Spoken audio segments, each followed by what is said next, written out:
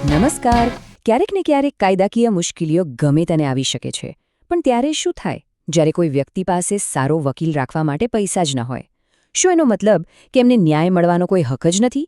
તો આજે આપણે ગુજરાતની એક એવી જબરદસ્ત સિસ્ટમ વિશે વાત કરવાના છીએ જે આ સવાલનો સીધો જવાબ આપે છે, અને એ છે LADC, એટલે કે legal add defence council system. ચાલો આ શું છે અને કેવી રીતે કામ કરે છે એને એકદમ વિગતવાર સમજીએ. આ આખા વિશ્લેષણનો જે પાયો છે ને એ આ સવાલમાં જ છે. જરા વિચારો, કોઈ વ્યક્તિ પર ખોટો આરોપ લાગ્યો હોય પણ એની પાસે પોતાનો બચાવ કરવા માટે વકીલ રોકવાના પૈસા જ ન હોય, તો શું એનો અર્થ એ થયો કે એણે બસ હાર માની લેવાની? આપણું બંધારણ અને આપણું ન્યાયતંત્ર સ્પષ્ટપણે કહે છે, ના, બિલકુલ નહીં. ન્યાય એ સૌનો અધિકાર છે, કોઈની મહેરબાની નથી.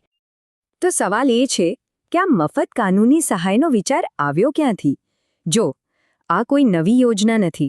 એનો પાયો તો આપણા દેશના સર્વોચ્ચ ગ્રંથ એટલે કે ભારતના બંધારણમાં જ નાખવામાં આવ્યો છે. આ વાત એકદમ સાફ છે.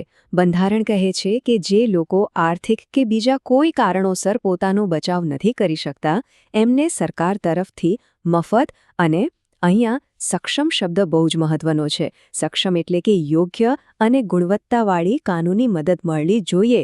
અને બસ આ બંધારણીય વચનને જમીન પર ઉતારવા માટે જ તો LADC જેવી સિસ્ટમ બનાવવામાં આવી છે. તો આ બંધારણીય અધિકારને વાસ્તવિકતામાં કેવી રીતે ફેરવવામાં આવ્યો? એનો જવાબ છે LADC સિસ્ટમ દ્વારા. અને હા, આને એક ક્રાંતિકારી પગલું કહેવાય છે, કારણ કે એ ફોજદારી ન્યાય પ્રણાલીમાં સમાનતા લાવવાની દિશામાં ખરેખર એક બહુ મોટો ફેરફાર છે. સાવ સરળ ભાષામાં કહીએ તો LADC એટલે સરકારી ખર્ચે ચાલતી વકીલોની એક આખી ઓફિસ, જેનું એકમાત્ર કામ એવા લોકોને મદદ કરવાનું છે જેઓ કોઈ ફોજદારી કેસમાં ફસાયા છે અને પોતાના માટે ખાનગી વકીલ નથી રાખી શકતા. અહીંયા ગુણવત્તાયુક્ત અને સમયસર શબ્દો પર ખાસ ધ્યાન આપજો. અને સૌથી મોટી વાત, આ સેવા માટે ₹1 પણ ખર્ચ કરવાનો નથી. અને જુઓ, આ કોઈ એકાદ વકીલની વાત નથી. દરેક જિલ્લામાં એક પૂરેપૂરી ટીમ હોય છે, જેમાં અનુભવી ચીફ કાઉન્સિલ હોય, એમને મદદ કરવા ડેપ્યુટી અને અસિસ્ટન્ટ કાઉન્સિલ હોય, અને સાથે કેસના કામકાજમાં મદદ કરવા માટે સપોર્ટ સ્ટાફ પણ હોય છે. આખું માળખું એવું છે કે દરેક કેસને એકદમ પ્રોફેશનલ તરીકે હેન્ડલ કરી શકાય. આ સૌથી મહત્વની વાત છે જે LADCને ખરેખર ખાસ બનાવે છે. આ વકીલો કોઈ પાર્ટ ટાઈમ કામ નથી કરતા. એ લોકો પોતાની પ્રાઇવેટ પ્રેક્ટિસ નથી ચલાવતા. ના, તેઓ ફૂલ ટાઈમ ફક્ત અને ફક્ત કાનૂની સહાયના કેસો પર જ પોતાનું ધ્યાન કેન્દ્રિત કરે છે. અને એનાથી શું થાય? એમના કામમાં નિપુણતા અને સમર્પણ બંને જોવા મળે છે. LADCની મદદ ફક્ત કોર્ટમાં કેસ લડવા પૂરતી જ નથી હોતી, પણ જેવી જ કોઈ વ્યક્તિ કાનૂની પ્રક્રિયામાં પ્રવેશે છે, બસ ત્યારથી જ એને મદદ મળવાની શરૂ થઈ જાય છે. ચાલો જોઈએ કયા કયા સ્ટેજ પર આ મદદ મળી શકે છે. તો અહીંયા જોઈ શકાય છે કે આ એક સંપૂર્ણ સુરક્ષા કવચ જેવું છે. પોલીસ સ્ટેશનમાં ધરપકડ થાય ત્યારથી જ શું કહેવું શું ન કહેવું એની સલાહ મળે. પછી કોર્ટમાં રિમાન્ડ માટે રજૂ કરે ત્યારે વકીલ હાજર રહે. આખો કેસ કોર્ટમાં લડવામાં આવે અને ધારો કે ચુકાદો વિરુદ્ધ આવે તો ઉપરની કોર્ટમાં અપીલ કરવામાં પણ મદદ મળે છે. એટલું જ નહીં, જેલમાં રહેલા કેદીઓને પણ કાનૂની સલાહ પૂરી પાડવામાં આવે છે.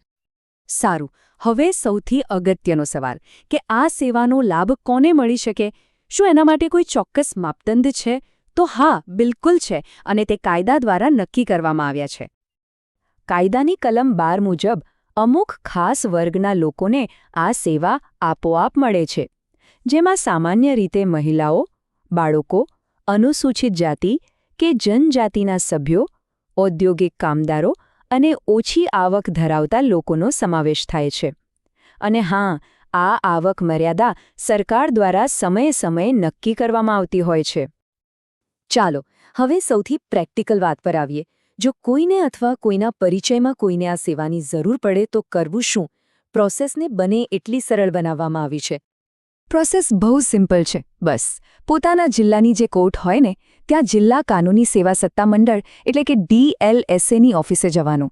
ત્યાં એક ફોર્મ મળશે જેમાં કેસની પ્રાથમિક વિગતો ભરવાની હોય છે. સાથે ઓળખ અને પાત્રતાના જે પણ પુરાવા હોય એ જોડી દેવાના. એકવાર અરજીની ચકાસણી થઈ જાય અને જો વ્યક્તિ પાત્ર હોય તો બસ તરત જ એક વકીલ ફાળવી દેવામાં આવે છે જે આખો કેસ સંભાળશે. આ એક વાક્યમાં આખી એલએડીસી સિસ્ટમનો સાર આવી જાય છે. એનો એકમાત્ર અને અંતિમ ધ્યેય બસ એ જ સુનિશ્ચિત કરવાનો છે કે પૈસાનો અભાવ કોઈના માટે ન્યાયના રસ્તામાં અવરોધ ન બને. આ સરખામણીથી આખી વાત એકદમ સ્પષ્ટ થઈ જાય છે નહીં? એલએડીસી વગર શું થતું? ગરીબ વ્યક્તિને કદાચ નબળું પ્રતિનિધિત્વ મળે, કેસ લાંબો ખેંચાય અને ન્યાય બહુ મોંઘો પડે. પણ એલઈડીસી સાથે એક સક્ષમ અને સમર્પિત વકીલ મળે છે જે કેસને ઝડપથી આગળ વધારે છે અને ન્યાયને ખરેખર મફત અને સૌ માટે સુલભ બનાવે છે. અને અંતે આ પ્રશ્ન પર વિચારવા જેવો છે.